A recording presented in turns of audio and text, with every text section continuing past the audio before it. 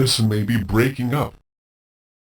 It's starting to increasingly look like Comet ISON, which at one time was viewed as potentially one of the most spectacular comets of the last 100 years. See last article, may not even survive long enough to make its rendezvous with the Sun on November 28th of this year.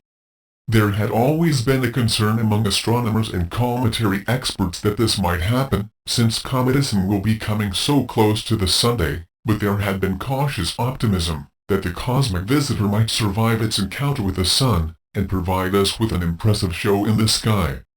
Part of the reason for this optimism was the fact that Comet ISON, at between 1,000 and 4,000 meters in diameter, about 1-2 miles, appeared to be large enough to avoid the fate of smaller comets, which tend to disintegrate when passing the Sun. At the distance ISON is expected to pass about 730,000 miles, slightly less than the diameter of the Sun itself. However, evidence has begun to surface in the last few days that this might not be so. According to Ignacio Ferrin, an astrophysicist at the University of Antioquia in Medellin, Colombia, light signatures from ISON, which has just passed the orbit of Mars, indicate that it may be about to break up.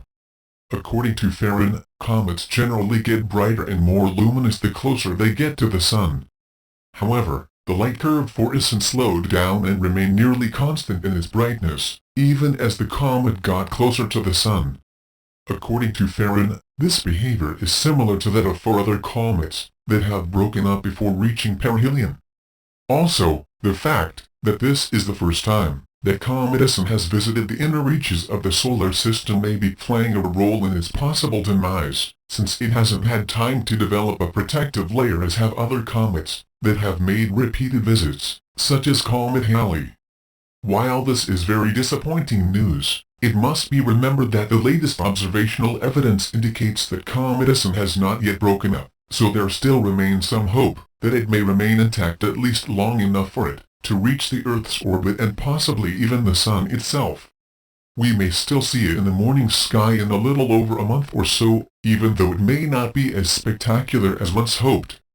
That we may be privileged to see it at all is a wonder all in itself.